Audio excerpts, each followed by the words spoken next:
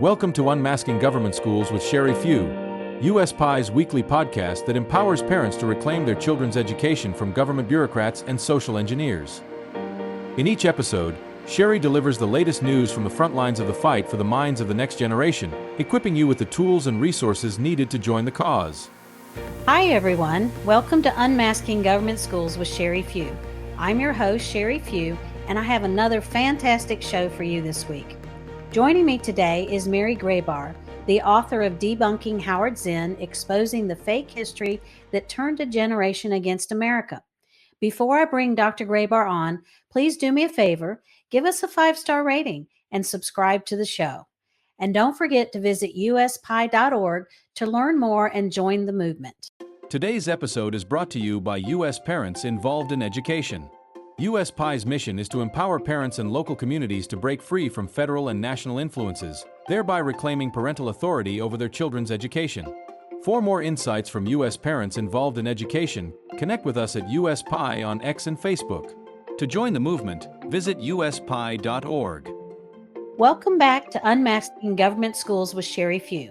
My guest today is Dr. Mary Grabar, author of Debunking the 1619 Project, Exposing the Plan to Divide America, and Debunking Howard Zinn, Exposing the Fake History That Turned a Generation Against America. Mary Grabar was born in Slovenia when it was still part of the Communist Yugoslavia and grew up in Rochester, New York. She earned her Ph.D. in English from the University of Georgia in 2002 and taught at several colleges and universities in Georgia until 2013. While teaching, she wrote widely on political, cultural, and educational topics and founded the Dissident Prof Education Project, a nonprofit reform initiative. In 2014, Dr. Grabar moved to Clinton, New York, and became a resident fellow at Alexander Hamilton Institute for the Study of Western Civilization. Dr. Grabar was featured in a fascinating segment of our documentary film, Truth and Lies in American Education. Mary Grabar, welcome to the podcast. Well, thank you. It's nice to see you again.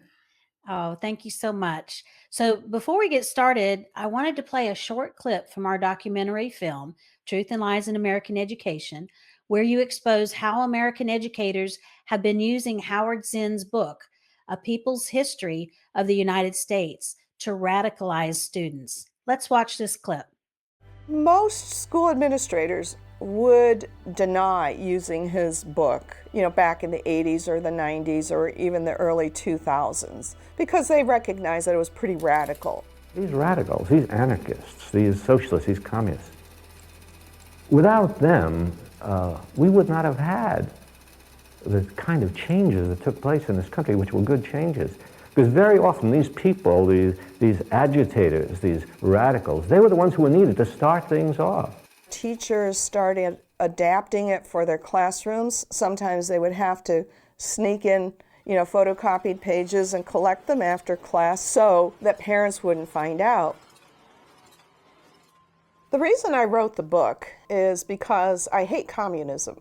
And I also was motivated to write the book because I hate liars. I get angered by these educators, these professors who lie to indoctrinate students and to convert them to Marxism.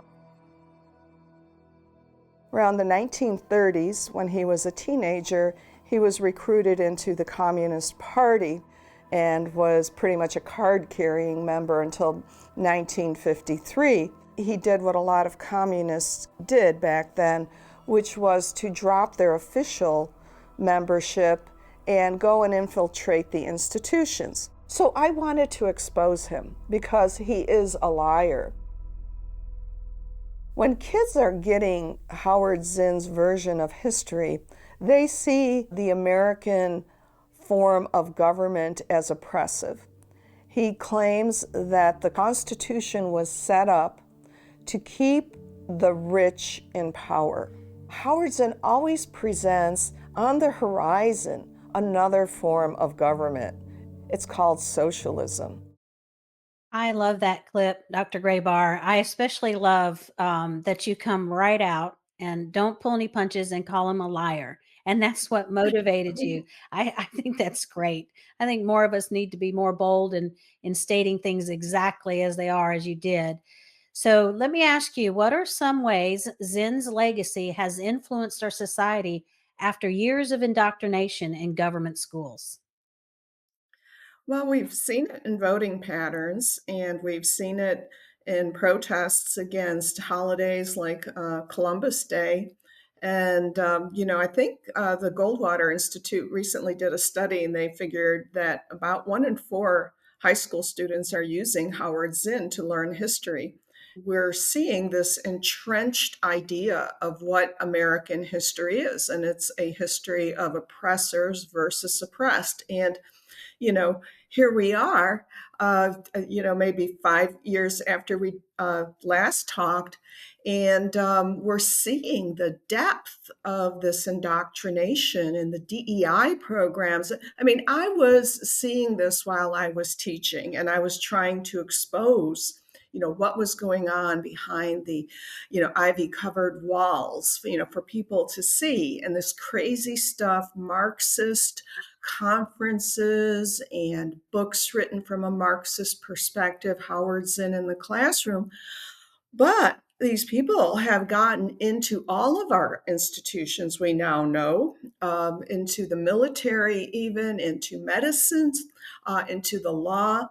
And so Howard Zinn's Poison, which was put out there in his book, A People's History of the United States in 1980, has through the decades seeped into every facet of American life. And I think it has reached a tipping point now, where people are starting to wake up. It's not just English professors and, conservative historians that are noticing this. It has become something that has disrupted our everyday lives in the workplace, uh, churches everywhere. So I think, Howard Zinn planted the seed, and this was his communist narrative of American history, and it has just seeped into every facet of our lives. Oh, I couldn't agree more. And I think you make a very valid point there. I've spent a lot of time talking about Marxist critical theories. Critical race theory was a big thing as far as people understanding what's being taught, and then of course the DEI, as you mentioned, because it's the whole thing is this oppressors versus the oppressed, and America has been, dubbed. Systemically racist, and the people that are oppressed are um, all different shades, and it's the white heterosexual Christian male that is the oppressor.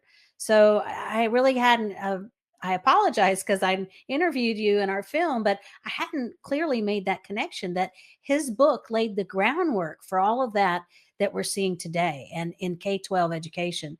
And I can tell you from the research I continue to do and the interviews that I do across the country that they are steeped in DUI and refuse to even let go of it. I did an interview this morning on a radio show in Missouri, and we were talking about Texas and how there's 4 school districts that have been called out by the Attorney General for violating the law that they passed to keep boys out of girls' sports. So they don't even care. They're finding loopholes and just getting around it. It is that entrenched. So in our film, you also say that Howard Zinn's education project was started by one of Zinn's former students, and that over 100,000 teachers having signed up for it, where they can download free lessons based on his book. People often have a hard time connecting the dots between ideas that are prevalent in academia and the way those ideas play out in the culture at large. What effect do you think these kinds of educational projects have had on the American political landscape over the last few years? Well, there have been movements. We've seen Occupy Wall Street. Then we had the summer riots of 2020. There have been attacks on Columbus Day. There are lessons from the Zinn Education Project on dismantling Columbus Day and teaching, elementary age students to, send letters to legislators, telling them about the horrors of Christopher Columbus and urging them to outlaw Columbus Day. So there have been all these attacks, and one of my longest chapters is on how Howard Zinn attacked Christopher Columbus with lies. So, and we've also, of course, seen it in voting patterns. Typically, young people have voted for far left candidates, Bernie Sanders, AOC, usually Democrat, but now I've seen a shift. So, since my book has come out, back then I had, I hadn't been teaching for a while, but I was still monitoring what was going on in education. And these were things I was seeing, when I had been teaching up to the year 2013, crazy things behind the ivy-covered walls and at conferences and Marxist conferences on Shakespeare and, articles. But in the interim, we've seen it seep into everyday life. So, a few years ago, there was an expose about DEI in, all kinds of corporations. It's gone into churches, the military. I mean, talk about being vulnerable. So, we have just seen it, seep like a poison through all our institutions.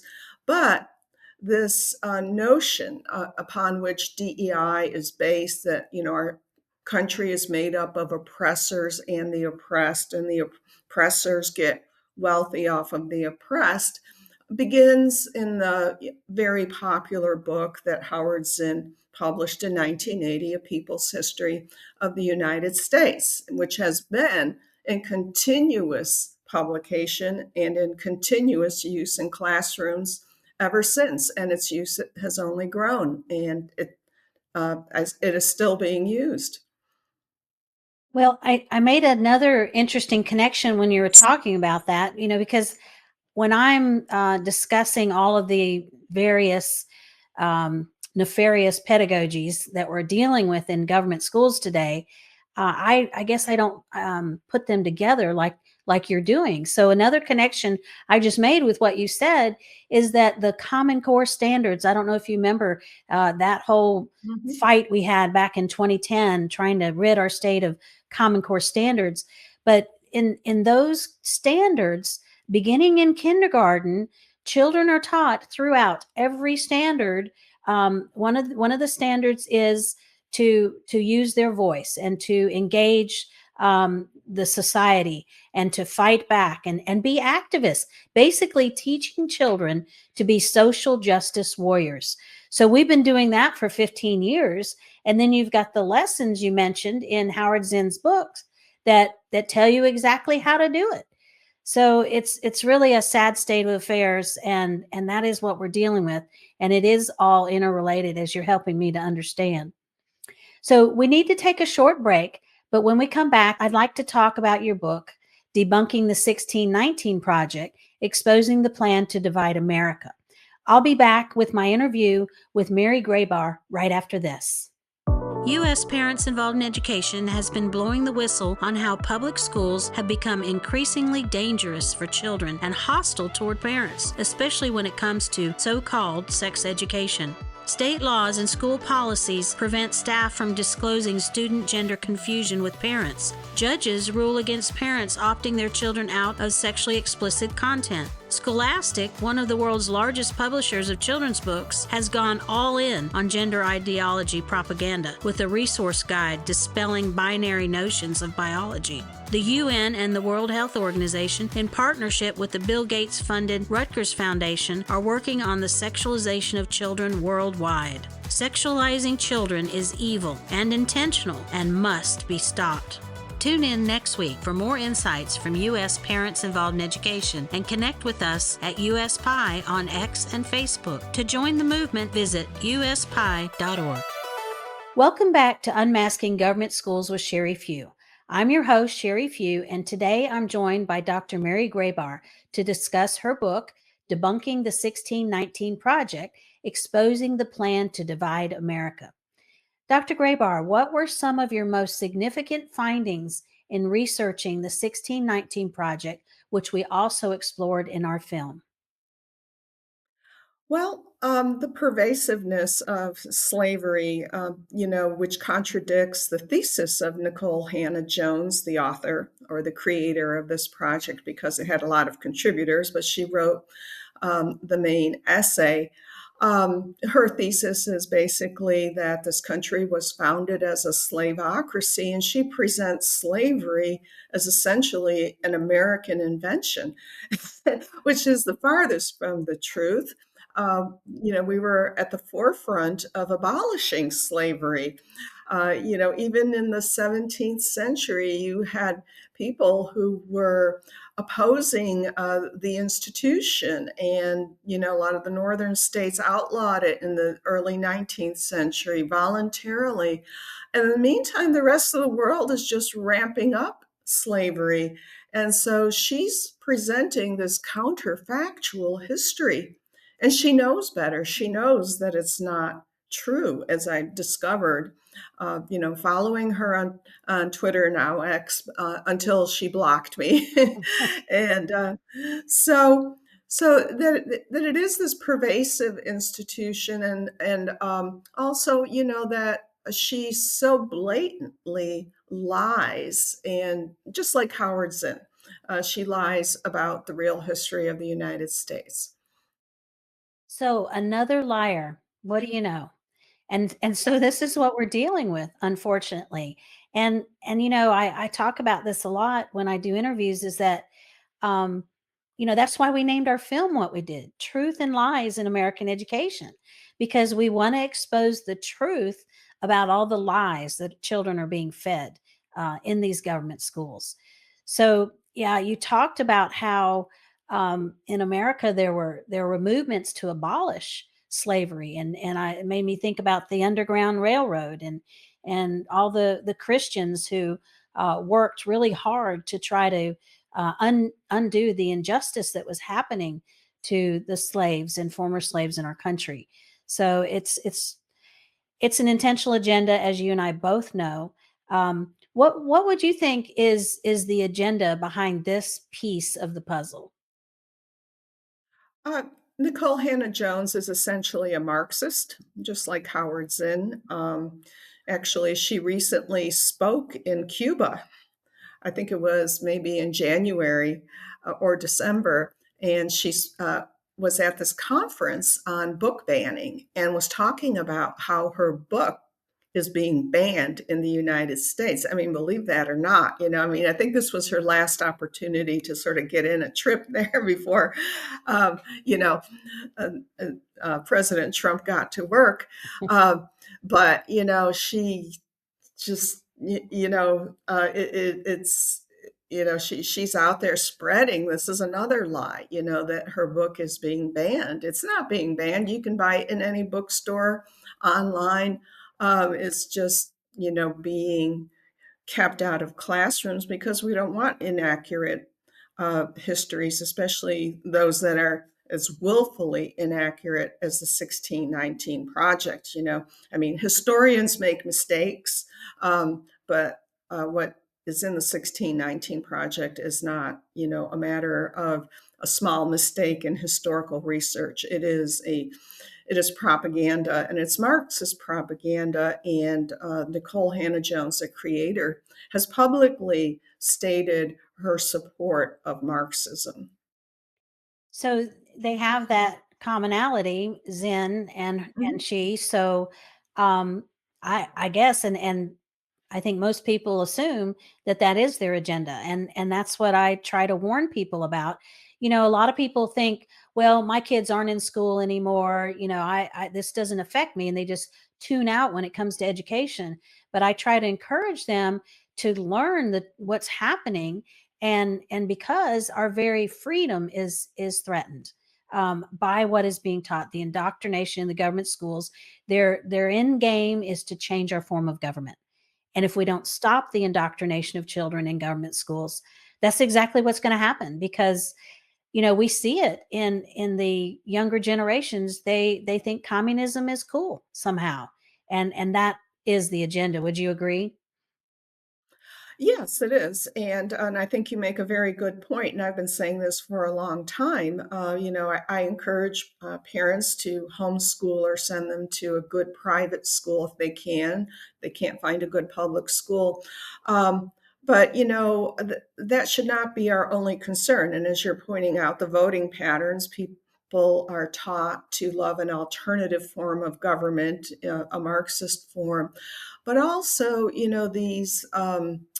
these books and these materials are meant to incite students. And you had mentioned about students being taught to be activists. That's one of the things that both Howard Zinn and Nicole Hannah-Jones do. And they make students angry. They make them see each other as members of a group that is either an oppressor or is oppressed.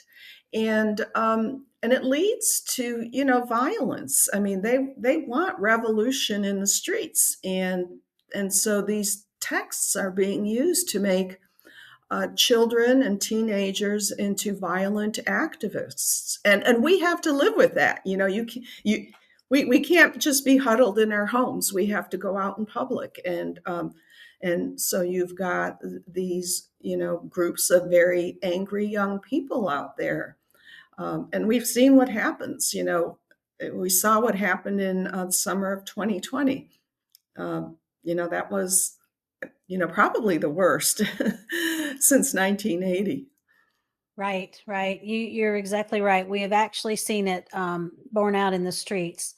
So we're going to take a quick break, but when we come back, I want to ask you about your newest book, Debunking FDR, The Man and the Myths. Don't go away. I'll be back with Dr. Mary Grabar right after this. In America, it is illegal to knowingly produce, distribute, or possess pornography that depicts minors in a sexual act, as well as to distribute any pornographic materials to minors. How is it then that public schools have hundreds of books, like All Boys Aren't Blue, which contain sexual nudity, sexual activities with pictures, sexual assault, alternate gender ideologies, and profanity? Most states have obscenity law exemptions for schools, allowing the distribution of school-approved pornographic instructional materials, and school officials across the country are actively defending books that are so profane that microphones are cut off when parents read them aloud at public meetings. U.S. Parents Involved in Education's mission is to empower parents to resist this blatant attack on children. Tune in next week for more insights from U.S. Parents Involved in Education, and connect with us at USPIE on X and Facebook. To join the movement, visit uspie.org. Welcome back to Unmasking Government Schools with Sheri Few. I am your host, Sheri Few, and I'm here with Dr. Mary Grabar. Your new book, Debunking FDR, The Man and the Myths, is coming out next month. FDR was a big supporter of organized labor and even backed the right of the public sector workers to unionize. But he drew a hard line against collective bargaining and strikes for government workers, calling it unthinkable and intolerable. Given that, how do you think he'd feel about the power and influence of today's teachers' unions? Well, that's an interesting question. My book focuses a lot on his character and his career leading up to the presidency, which I think is neglected and into the early days of his presidency. But I actually think that just like Jimmy Carter, FDR would have embraced teachers' unions. Anything to get him elected. So, he was pro-union because it would get him elected. He was not, as the common perception goes, someone who was a champion of the forgotten man, as he said in 1932 in his speech in April of 1932.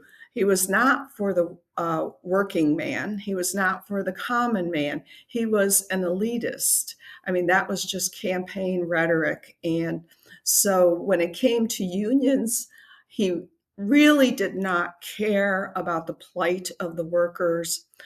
He saw unions as a tool by which he could gain and maintain power. And so, his elections in 1936 and 1940 were largely a result of the support of unions. The CIO, which at one point had a number of communists in it. So whatever he could do, to get elected, he would do. And of course, the Department of Education was put in place as a reward to the teachers for electing Jimmy Carter. So, and ever since that time, Democrats have been relying on teachers' unions to, get them elected. Yes, yes. And they are a huge lobby, one that is difficult to compete with. And you mentioned the forming of the Department of Education as a payback to the teachers union. And that's a fact that I often point out because our organization's mission is to close the Department of Education and end all federal education mandates. We know that it's unconstitutional. And we also know that that's where the majority of these nefarious pedagogies originate and incentivize with federal dollars. So it's not the cure all end all, but it is the first step that needs to happen in order to try to restore parental and local control of education. It's a big task ahead of us to try to right the ship when it comes to government schools.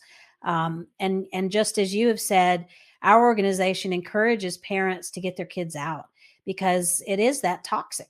And if you love your children, despite whether you think you can afford to homeschool or afford a private school, you have to make sacrifices.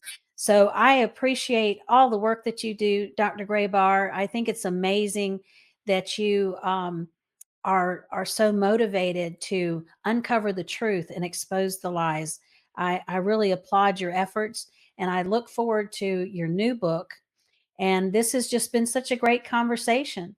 So we need to have more scholars like you to challenge false ideologies that have eroded so many of our freedoms. Before I let you go, I'd like to ask you two questions that I ask all my guests. What are some of your concerns regarding American education, and what are some things that you're optimistic about? Yes, well, having worked in academia for 20 years and taught, I know how entrenched these people are, and I know how devious they are. So, we're seeing this already with President Trump's orders to eliminate DEI programs. They're renaming them. They're shuffling people around, and so I think we need to be vigilant. One of the things I used to do is I used to go to these teachers' conferences and I would report. I'd be taking notes. I'd pretend I was a teacher. And, as I said in my previous interview, they shared tips on, copying pages from books. And, now that, of course, they have the technology. So they're constantly going to be doing that. So we have to be ever vigilant and find new ways to sort of uncover what they are doing.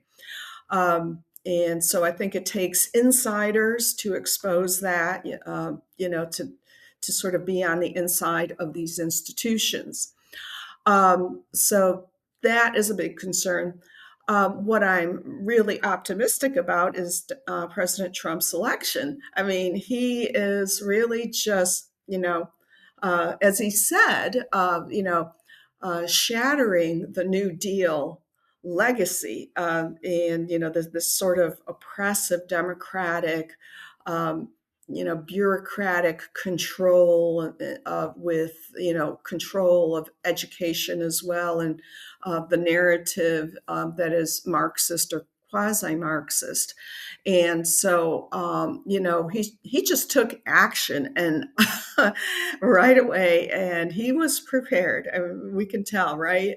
It's just been one thing after another. He had his team lined up, And it's like every day you see something that's being uncovered, and there's more and more, and they're peeling away the layers. And then I always monitor the liberal media. I always read the New York Times and the Washington Post, and they're all wailing, and it's the end of democracy. It's the beginning of fascism, and when you read those kinds of headlines, that this is good.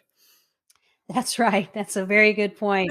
Yeah, I like to say when they start attacking you, you're on the right track because you've hit a nerve. So, yes, I share your excitement about all that he's doing and how well organized he's been and all the good people he has chosen, and I look forward to seeing what comes next. But we also at the same time have to remind people not to become complacent, because I think so many people are so excited that they've kind of said, okay, well, everything's fine now, right? But we know that, like you said, these bureaucrats, these educrats, as I like to call them, are well entrenched, and they're not giving up without a fight, and they will find every way they can to continue their agenda. So again, this has been a great conversation. Thanks again for being on the show, Dr. Grabar. So what's the best way for people to find your content online? I have two websites. There's marygrabar.com, Grabar, and you can find my articles. I publish all the time. And I have Dissident Prof. Prof is short for professor, dissidentprof.com. That's my nonprofit, and you can get on my newsletter there. I encourage people to subscribe. I send out notices, about what I'm doing and articles I'm getting published. And so that's a good way to stay in touch. That's great. I'm going to sign up for that. I have not done that yet, and I'm absolutely going to sign up this afternoon. So thank you for that. Thank you for listening and supporting our work. Join me again next week for another episode of Unmasking Government Schools with Sheri Few. U.S. Parents Involved in Education is a nonprofit coalition dedicated to restoring local control of education and parental authority. By empowering parents to reclaim responsibility for their children's learning and encouraging states to move away from federal influence, USPIE seeks to create a culture where parents are the primary decision makers in education and schools support families without the burden of federal mandates. If you want to start a state or regional USPIE chapter in your area, please visit uspie.org and complete the brief questionnaire in the chapter section.